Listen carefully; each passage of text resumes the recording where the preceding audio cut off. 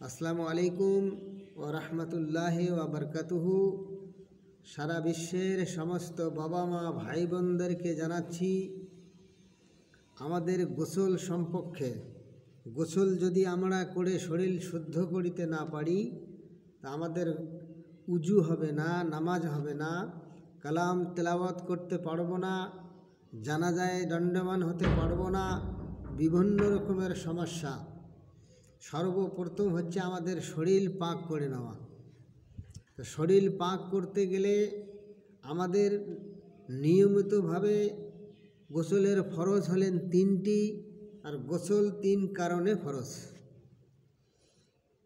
প্রথম ফরজ হলেন গলা গড়গড়ার সহিত 3 বার কুলি করি ফেলিয়ে দেওয়া। দ্বিতীয় হলো নাকের নরম মাংস পর্যন্ত পানি পৌঁছিয়ে দেওয়া।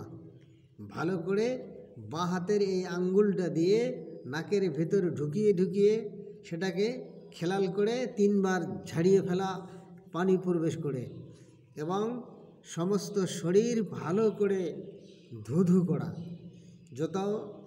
কোথাও যেন শুকনো না থাকে।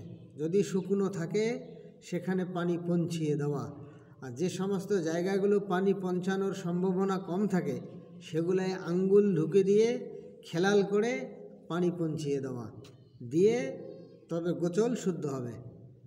এবং গোসলের প্রথমে নিয়তটি করে নেওয়া, যেটা হচ্ছে নওয়ায়তুন গোসলা নেরাফিল জানাবাত।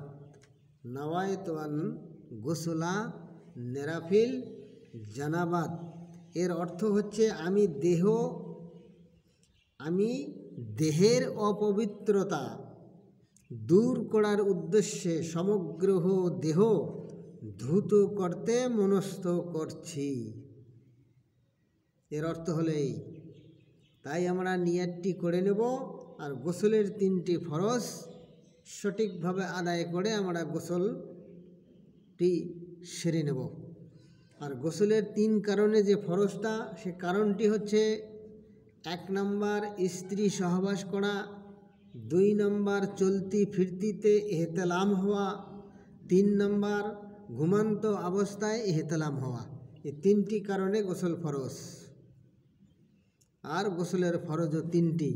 আমরা সুন্দরভাবে শুনি এবং বুঝি, এইভাবে আমরা গোসল করব, তাহলে আমাদের শরীর শুদ্ধ হবে।